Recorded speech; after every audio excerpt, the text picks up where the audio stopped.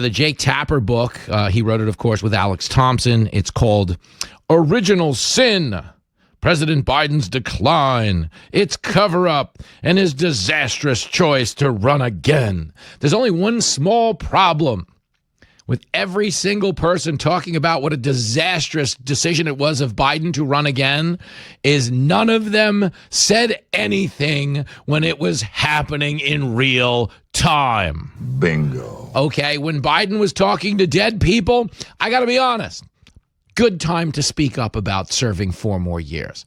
When they had to put tape on the stage so he knew which way to go at the end of his speeches, I don't know, might have crossed your mind. You know, when he was shaking hands with invisible people, when he was getting glitched out on stage and Obama was leading him off by the hand. Like, you know, when you're so drunk at a bar, you're paralyzed and all you can do is raise your mug and go, woo! Okay, that was like 85% of the Biden presidency. How many times have we seen this man freeze up on a lawn before someone comes along? Do you remember when the Italian prime minister at the G7 photo op had to grab him and bring him back to the group because he had wandered off? We have a president that is clearly not all there. But instead of just agreeing with everyone else's eyeballs, Jake Tapper led the charge, like all other Democrats, to tell you these were cheap fakes. You're looking from the wrong angle is what you're doing. Sell crazy someplace else. We're all stocked up here. No, ma'am. They are selling crazy at the bookstore. Original Sin out today. And they went with Original Sin because apparently it had a nicer title than If I Did It by O.J. Simpson. Now, the Democrats are, of course, telling you that all this, discussion about Biden and the cognitive cover-up needs to go away in light of the fact that he had this cancer diagnosis come out this week. But I got to be honest. The Democrats were blaming Donald Trump for his own shooting within 5 minutes of it happening. Oh, the rhetoric. This is what happens when you talk that way, don't you understand? And that's what they were doing. Okay, and they were telling you it was Hitler. Well, maybe if Hitler would tone down the rhetoric. Maybe if this systemically racist white nationalist campaign would watch where it was going, people wouldn't want to shoot him. Am I right? Okay, and that's what they were doing. Democrats are so full of crap. And obviously the have it both ways mentality of what's going on this week was, this Tapper book is damaging to them. Not as damaging as it is to Tapper, because this is all play acting. He's trying to cover up his role in the cover-up by writing this book, but at the same time, not demonstrating any interest whatsoever to ask the next logical question. If Jake Tapper has a book out today that's slated to be a guaranteed bestseller based on the pre-orders alone, it's already a bestseller. Okay, and this best-selling book is about how we came to understand that our president was cognitively impaired and other people were running the country. That is the nexus of the book, is that Biden wasn't in charge. So if Jake Tapper truly believes he's doing this as a service to his country, then the absolute next thing he should be doing is leading the investigation into who the hell was in charge. Bingo, man, bingo. But is he actually doing that? Is he questioning the auto pens? Is he calling for trials? No, because this is more activism masquerading as journalism. This book is a way to cash out and convince enough gullible people that the media was bargaining with them in good faith about Biden, and they just missed the story. That's what it was, guys. They just, they missed the story. It's not like there were signs that the guy shaking hands with invisible people was going downhill. I mean, who the hell would have known that the guy making the sign language interpreter shrug, had a bit of a cognitive issue when he was dealing with people behind closed doors? I am very willing to let the American public judge my physical and mental my physical as well as my mental fitness. Even on the cancer thing, okay, I know doctors have gone on TV now, right on MSNBC. Right on MSNBC with Joe Scarborough. So the CNN guys yesterday, so the News Nation guys. I know dozens of doctors are going on TV saying there's no way in hell that Joe Biden just got diagnosed with cancer to the bone because it takes 5 to 7 years to get there. This is the most routine health screening in the world. They do it for pretty much every guy over the age of 45 when he gets blood work. And oh, by the way, every single president going back to George W. Bush has shared the results of this test, although for some reason the Biden administration didn't even acknowledge that he took one of these tests. What in the wide world of sports is going on here? I mean, it looks like a cover-up. Now, to be fair, okay, it's not like there were signs that Biden had cancer. It's not like he was talking about having cancer, other than July of 2022, clip 7. And because it was a 4-lane highway that was accessible, my mother drove us, and rather than us be able to walk. And guess what? The first frost, you know what was happening? You had to put on your windshield wipers to get literally the oil slick off the window. That's why I and so damn many other people I grew up have cancer. And why can't, for the longest time, Delaware had the highest cancer rate in the nation.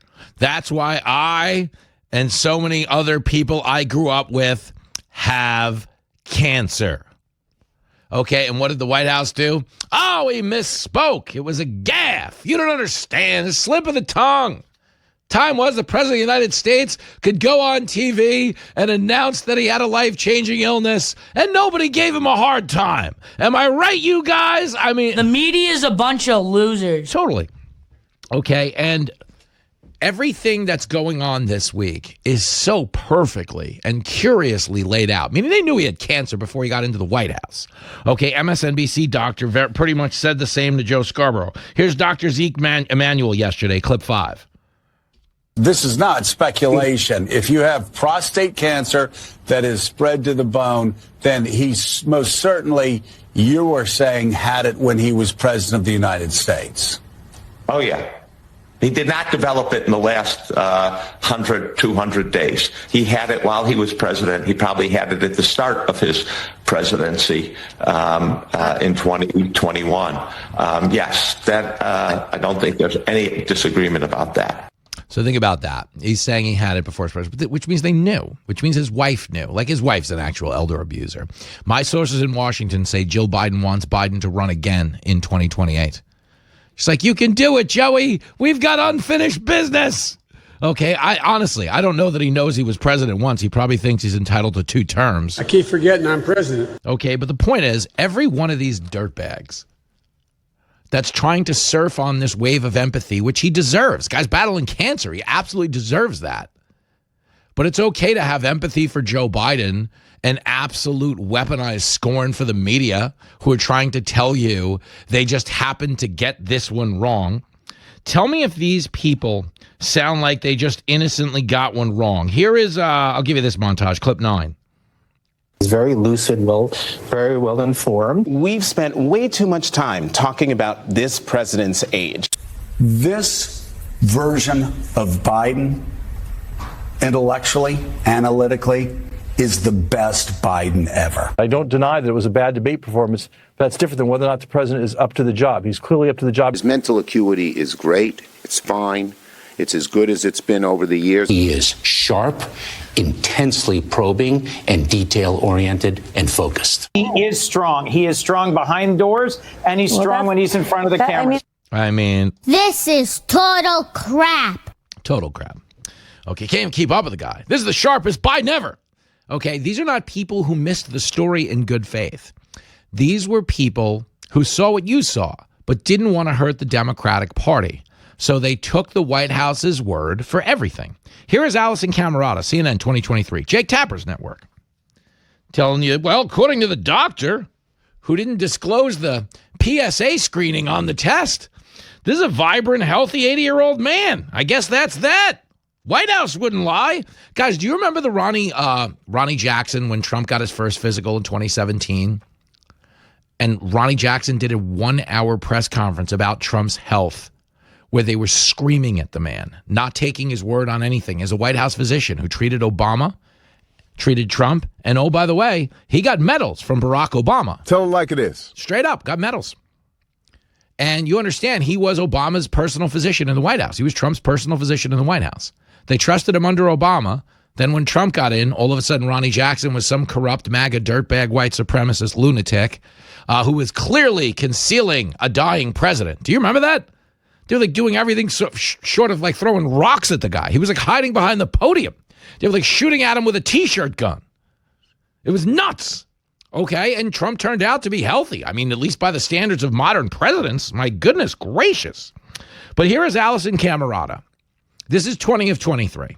Now, we know, according to Jake Tapper's reporting, that Biden was cognitively impaired in 2020. They now believe that. That is something people are willing to admit behind closed doors. Meaning the people who ran his campaign are on record as saying, oh, yeah, no, he couldn't campaign in 2020.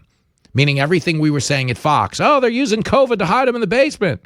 And they were like, no, it's COVID. He's just being careful. We're like, well, then how come the other guys campaigning every day and having massive rallies? Oh, yeah, because you were overplaying COVID and trying to make it sound like Trump was reckless and was going to get everybody killed. Meanwhile, back at the ranch, nobody ever has this conversation, but twice as many people died from COVID under Joe Biden as they did under Trump.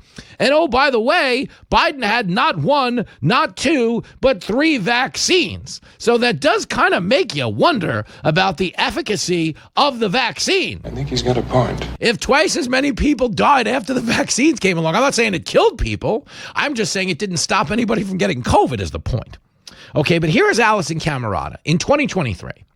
Now, we know in 2022 the guy was impaired. We know he didn't hold a cabinet meeting past January of 2021. Pelosi chaired them. Jill Biden chaired them. But did Joe Biden chair cabinet meetings after all of that? The answer would be no. No, because he couldn't. Okay, when reporters got a press conference out of the White House, it began with Biden holding up a note card and going, they gave me a list of people to call on. And then he'd find the person's name on the card, point to them, and read his answer to their question off the card. Guys, that's not a press conference. That is theater. And that was going on for 3 years before Allison Camerata said the following, clip 8. President Biden got his physical today at Walter Reed, probably his last checkup before he's expected to announce he's running for re-election. He's already our oldest president. He'd be 86 at the end of a second term. So what do the results of his physical tell us? He's apparently, according to his own doctor, President Biden remains a healthy, vigorous 80-year-old male who is fit to successfully execute the duties of the presidency. All right, well, all questions answered there, I guess. Journalism in this country is dead and buried. All questions answered there, I guess. I mean, not even close. And now they're out there trying to sell a book. They advertise it 800 times a day on CNN. But everybody who wants this mea culpa moment, which is, well, no, we missed it. You know, the Republicans were saying it, so how could you believe it? You know how contentious politics are. Just because he said cannibals ate his uncle and he was sniffing little kids doesn't mean he was weird, you guys. It's just the Republicans weaponizing the narrative against him. Woo! But that's what they were trying to do. But you know they're still not bargaining with you in good faith, because if we all now agree as a country that we missed a dementia diagnosis, and to be clear, we didn't, because we were all yelling about it for the last 5 years on Fox News. That's why more people trust us than anybody else, as we were just agreeing with their eyeballs. It's like when CNN was telling you they were fiery but mostly peaceful protests. People aren't buying it, CNN, you dumb bastard. They were destroying their credibility because we were over here on Fox going, everything's on fire. This isn't good. And CNN was like, no, it's good. It's protest. I mean, you know, show me in the Constitution. Remember Chris Cuomo? Show me in the Constitution where it says a protest has to be peaceful. And they're like, oh, actually, right there. Right there on page 1 of the first paragraph, the right to peaceful assembly. But anyway, the point is, we know they're still lying, and they're still trying to cover up their cover-up in an effort to help the Democratic Party regain credibility with voters.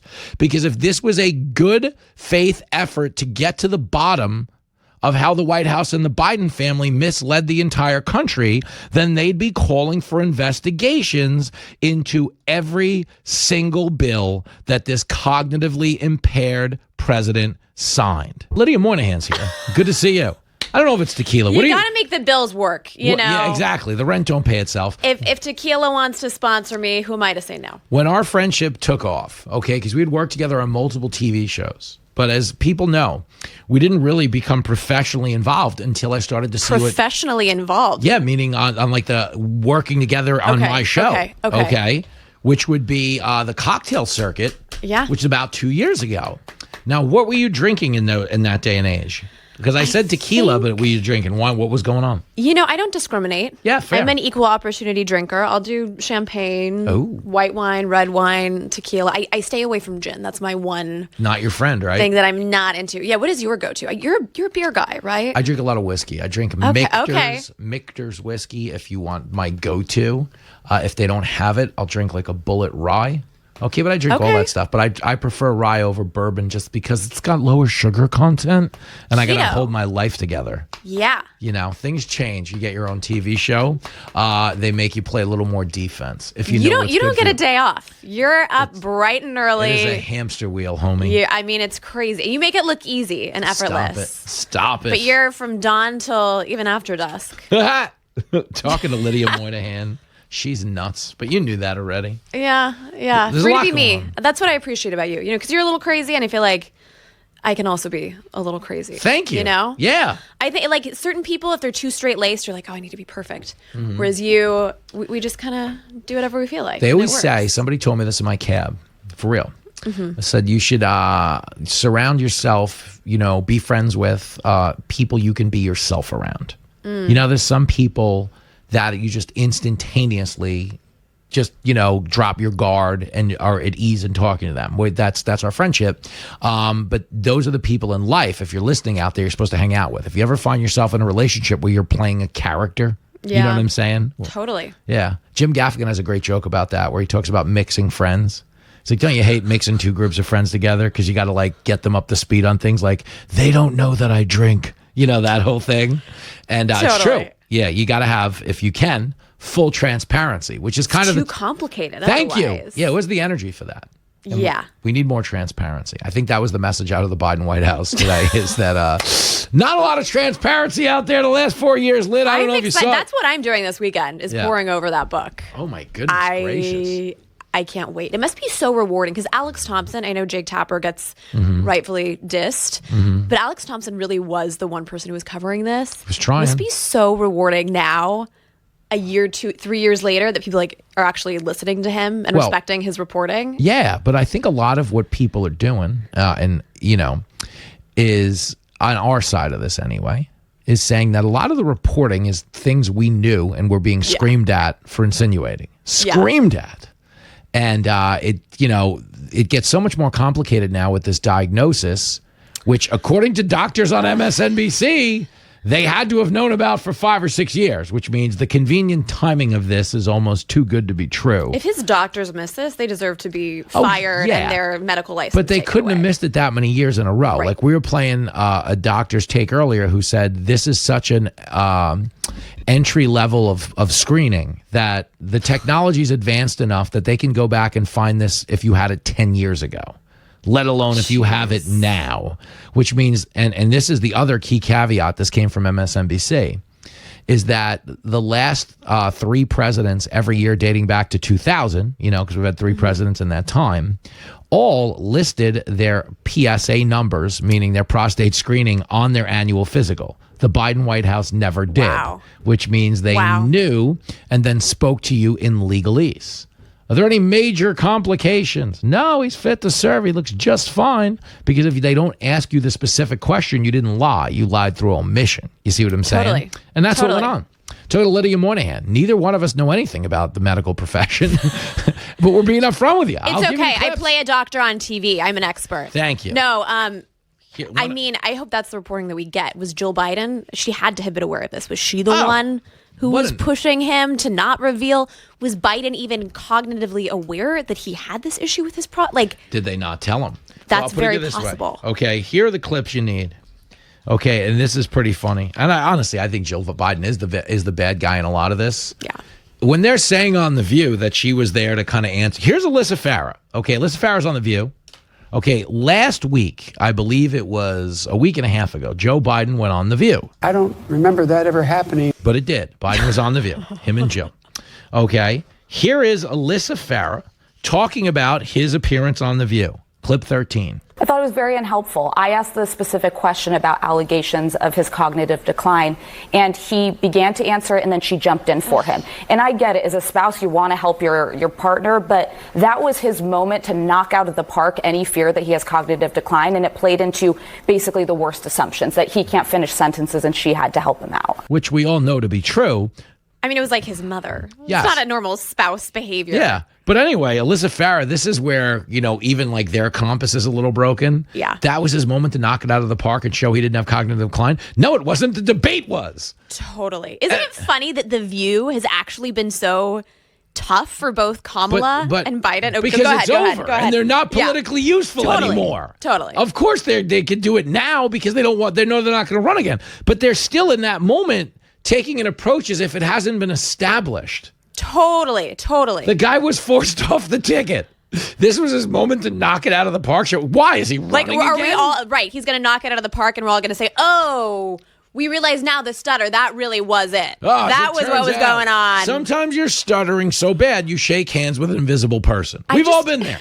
That's what speech impediments do. Yeah, trust the science. We've all been there. What's interesting though is that for both Kamala and Biden, The View should be the easiest talk show, the easiest conversation they ever have. All of those hosts want to make both Kamala and Biden look good. And in the case when Kamala won it, that kind of destroyed her career, right? Because she said there's nothing that comes to mind of something she'd do differently. And then Biden, again, easiest interview in the world.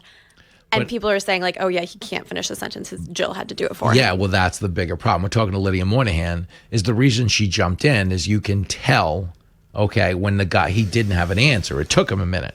Here is Michael LaRosa, right? So he was Jill Biden's press secretary. He's airing her out and the administration out now. So here it is, clip 12. If you only knew how hard it was. I mean, this was a group in the White House who were allergic to transparency. And I go back to and I'm just talking about like just in the East Wing. I mean, the very first day walking into the White House, the usher was fired and I couldn't get reporters straight answers because nobody would give me straight answers. And why wouldn't they give straight answers, knowing what you know now? So they had a lot to hide. What's interesting to me about all of this is he's obviously being very transparent. You had Ron Klain, people who are now throwing Biden under the bus. And I wonder, do they think they can save themselves at this point by a year later, 2 years later, admitting what went on? Because it seems like they're just digging themselves into a deeper grave because it shows how much they knew and they were unwilling to disclose that to the public. I don't get their motivation in being so candid about the screw up. Yeah, well, that's what I think is so funny. Well, the reason they're being candid, just so we're on the same page, is because they're trying to make it look like they weren't a part of the cover-up. They're trying to do, the White House lied to us. How dare they lie to us? Yeah. As if their job as journalists is to take the White House word for it. But Ron Klain, people who worked for Biden are throwing him under the bus now. Well, they're throwing him under the bus. They can save themselves. Well, no, but the Ron Klains of the world are throwing him on the bus because they're just done with him. Yeah, that's fair. And they want to be in good standing because they want to work for future campaigns and be hireable. So you got to distance yourself from this thing. Nobody wants to own this, but they were all, as they said in COVID, we're all in this together. Okay. And it was when it came to the Biden cover up, they were. Okay. Here is, and this is funny. Even Obama went after Dr. Ronnie Jackson. Ronnie Jackson being, he served under Obama, served under Biden, Trump and all that jazz. Ronnie Jackson would come on this show quite frequently and be like, oh, no, I dealt with Joe Biden. The guy he was a mess. So Obama sent him an email chastising him, saying this was beneath you and the position, that you occupied and the faith we put in you. But he was really just trying to tell the truth. But it shows you like what the business model is on the left. It's that if there's something they're guilty of or doing, they scream at you, misinformation. Think about like COVID, the COVID agenda. Like it's horse dewormer. If you take ivermectin, you're going to die. What are they treating COVID with right now? Ivermectin. But the narrative was you got to get the vaccine. Everything. Hunter Biden laptop. It's disinformation. You're a Putin puppet. Get out of here. News, yeah. That's wrong with you. And then you find out it's real. Dementia. What kind of an animal would say? And now you find out. So it's like if they lied about the dementia, then they also, I'm not saying the media knew he had this cancer because that's a lot more easier to conceal. Yeah. But the dementia is obviously another story, and they lied about it, and they didn't attempt to find the truth. And that's the problem for the media, is they try to say, well, the White House lied. Okay. You as the media exist because they're supposed to be a check on power. They exist. Right. Supposedly under the auspices that the White House is lying at all times. Truth to power. Yes. Yeah. But lo and behold, that's why we can't have nice things, Lydia. No, it is funny, too, because it's like you can't really make that excuse when everyone has eyes and ears and could see that. But here's the thing. He was not okay. He was not okay. This was lying in plain sight. This didn't even require investigative nope. reporting. And they were frequently rewriting transcripts when he'd say something wacky to make it look like he was more coherent than he was. Yeah. Which is only interesting to me because everyone is circulating this clip of July 2022 when he said he had cancer. And the White House was like, no, it was a slip of the tongue. You know, he has a stutter. Yeah. But here's the clip. Clip 23.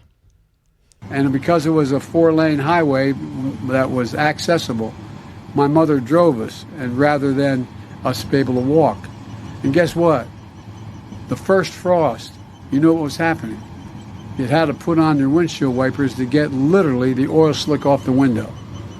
That's why I and so damn many other people I grew up have cancer. And why can't, for the longest time, Delaware had the highest cancer rate in the nation. That's why I and so many people I grew up with have cancer. And in 2022, they were like, I was a slip of the tongue. But meanwhile, they weren't putting his PSA score on his physical. Can I just play you that clip? This is fascinating. This is Dr. Vin Gupta on MSNBC. It's the NBC medical contributor. Mm-hmm. Okay? So I'm not bringing on like some partisan right-wing guy.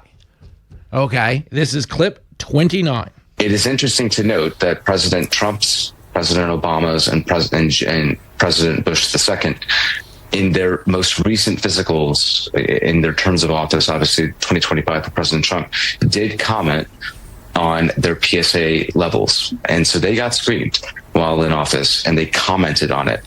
It's not easy to access the most recent ones from President Biden. You can read summary articles. I couldn't access it on the archive site on the White House just before I came on.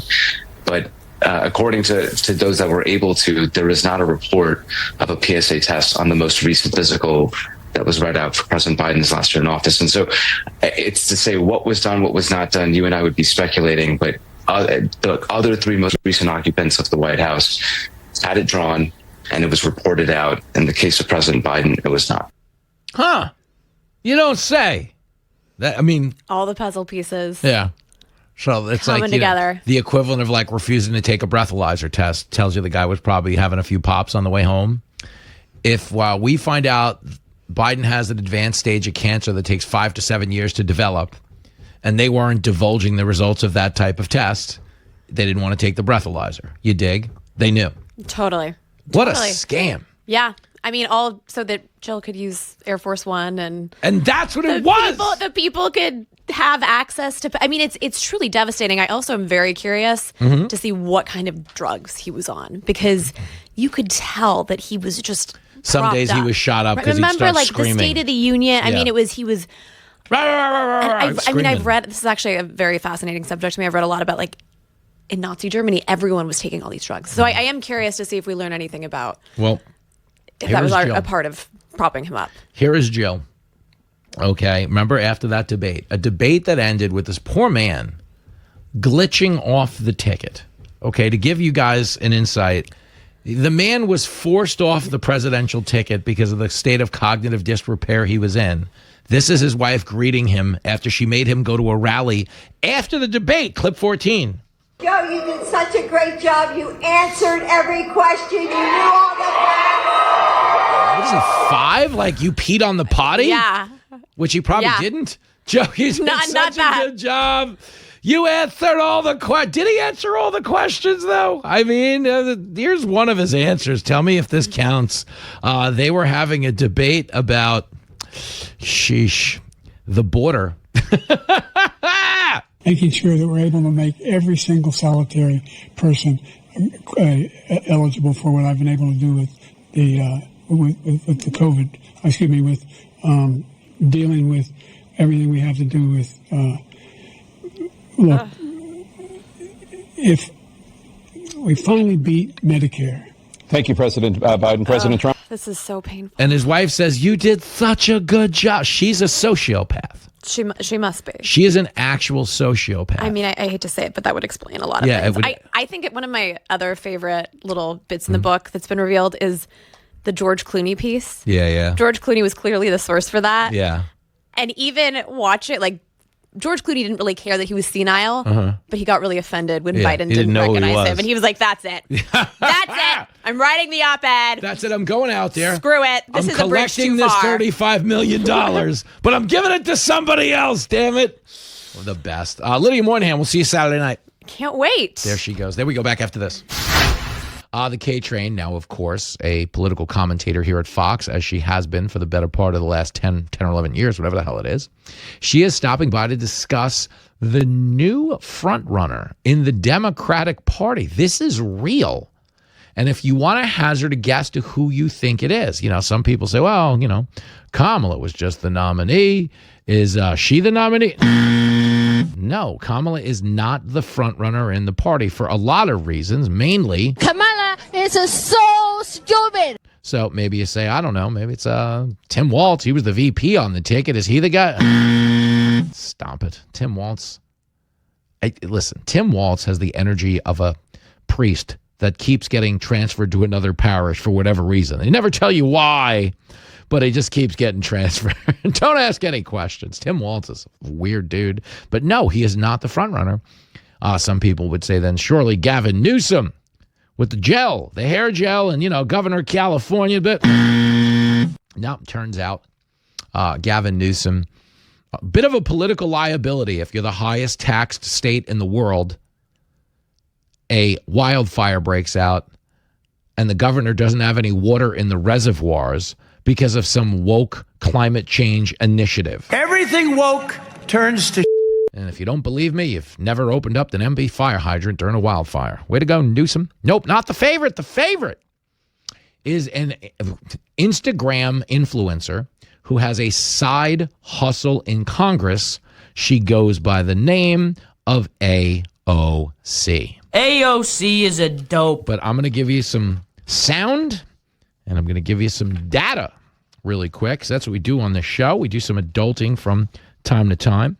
And I find this whole thing so fascinating. So here it is. New poll finds that a stunning number of likely voters see New York Congresswoman Alexandria Ocasio-Cortez as the face of the Democratic Party. They want AOC. That's stupid. Use your common sense. I agree. In a coefficient survey conducted from May 7th to May 9th among 1,462 likely voters, 26% identified progressive New York Congresswoman Alexandria Ocasio-Cortez as the face of the Democratic Party. Another 26% said there is no one currently leading the party, while 22% chose other.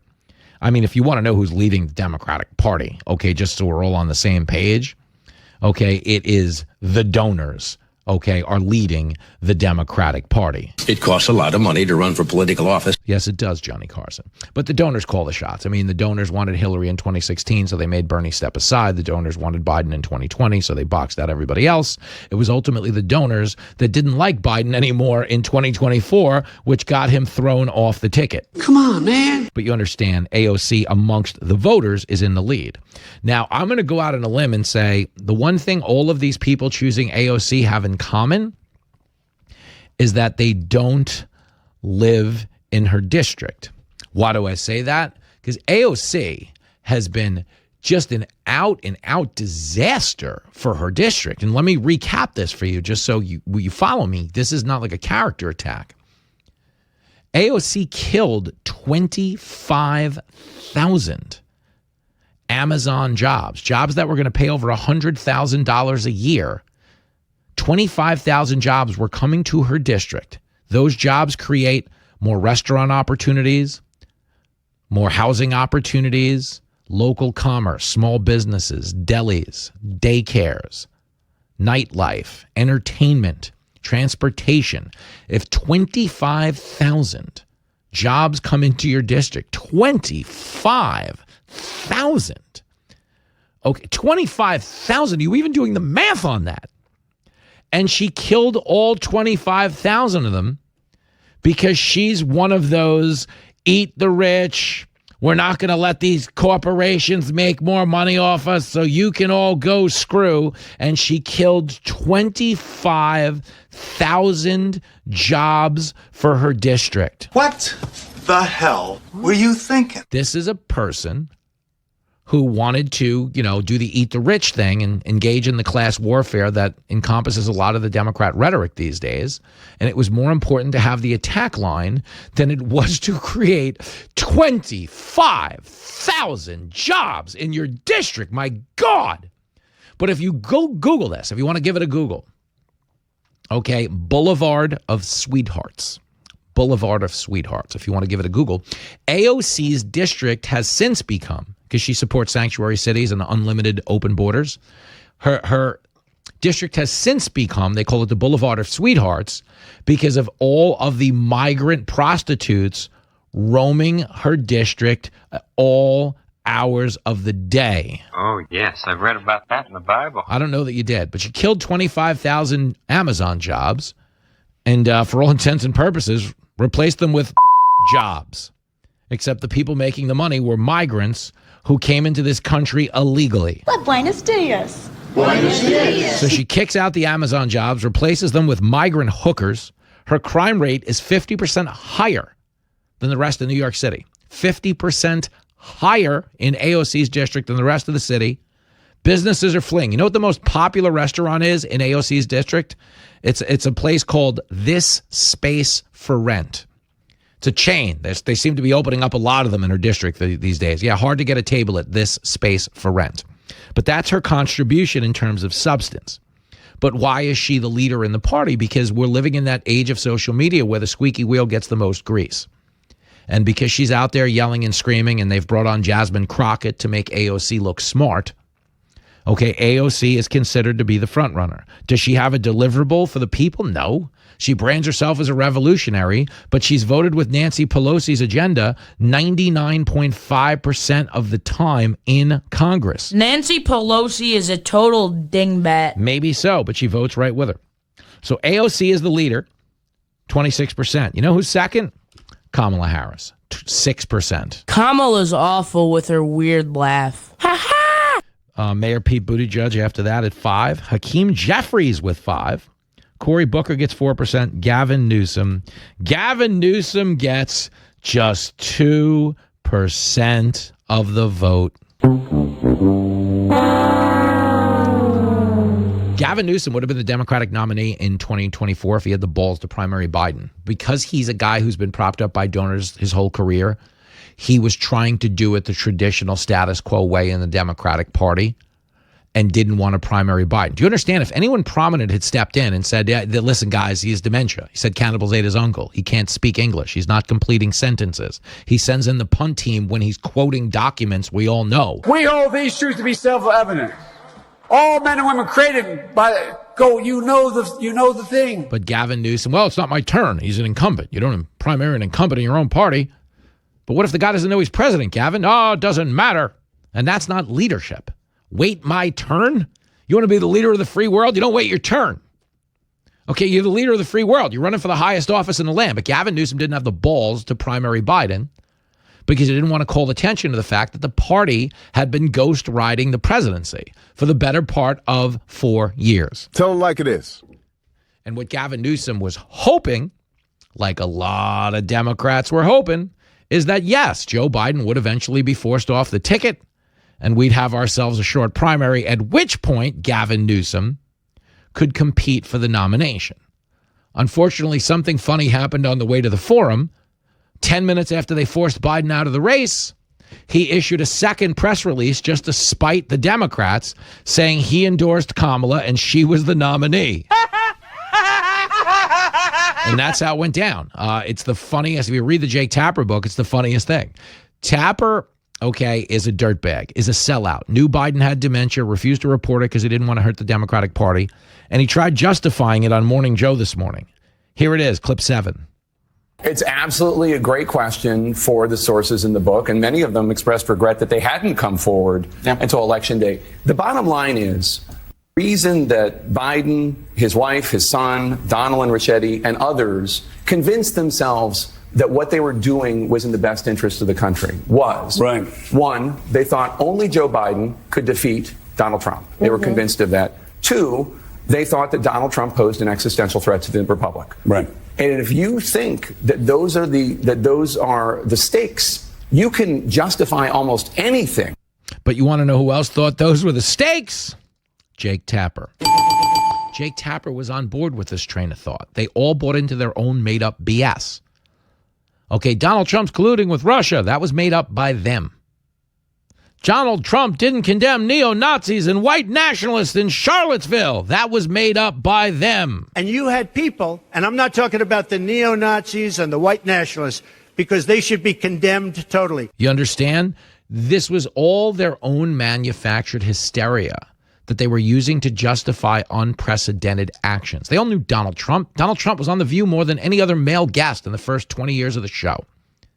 Okay, he went on Oprah all the time. He had the highest rated show on NBC, but when he won the presidency, NBC sang the song Hallelujah and proclaimed that Hitler was in charge of the country, as they were literally paying Hitler royalties for his work on their own network. That was embarrassing. Think about that. This was all manufactured hysteria. And they used that as a justification. Well, we got to leave the guy with dementia on the ticket. He's the only one that can beat Trump. Wait, even though he's trailing Trump by about 40 points in aggregate across the swing states, he's the guy that's going to beat Trump? I mean, come on. Well, that's the dumbest thing I ever heard of. Of course it was. And Tapper was guilty of it just the same. But how does that tie into our AOC discussion? Just the same. If she is the person that the voters are behind, it means nothing, because the donors and the behind-the-scenes power players in the Democratic Party ultimately choose the nominee. Now, if the donors decide she's the nominee, then everybody else can save their time and their effort and just go home. The Democrats want you to believe they're protecting democracy. But in 2016, the leader of their primaries was Bernie Sanders. Did he get the nomination? The answer would be no. In 2020, the leader after 5 primaries was Pete Buttigieg. Did he get the nomination? The answer would be no. No. In 2024, the guy who won the primaries was Biden. Did he stay on the ticket? The answer would be no. And when he got kicked off the ticket, was anybody allowed to compete to replace him? The answer would be no. Tell me what time Democracy is getting to the party. She must be running late. Maybe there was a traffic jam. And oh, by the way, the people protecting democracy threw their political opponent in jail. They indicted the guy 91 times. We had never indicted a former president in the 247-year history of the country. By the time America had turned 248, Donald Trump had been indicted 91 different times. That's not right. And they told you they were protecting democracy. Come on, don't bullshit me. Oh, no, you don't understand. We're protecting democracy. The only way to protect democracy is not even to have democracy. You lock the guy up. Nobody competes in the primaries. Okay, and we get on with it and we stay in power and democracy safe, lives on to fight another day. That's what they're telling you. Okay, we spent $355 billion over to Ukraine to protect Ukraine. And I'm not saying Putin's a good guy here, shouldn't have invaded. But he saw weakness out of the Biden administration after Afghanistan rolled right into town. But we've justified spending $350 billion by saying, well, you got to protect the borders of a sovereign nation. Oh, really? Well, that's newsflash to whoever let 21 million people across our border, ain't it? Woo! But take it a step further, because this was about democratic nations and us protecting democracy, except Ukraine doesn't have elections anymore. And it's one of the reasons Zelensky doesn't want the war to end, is because they'll have an election. And if they have an election, you know how that ends for it? Get him out of here. Get him out. Totally. So the good news for AOC is she's the leader right now in the polls. The bad news is the voters don't matter in the Democratic Party. And I'm out here in the real world, and I know what's right or wrong or bullshit.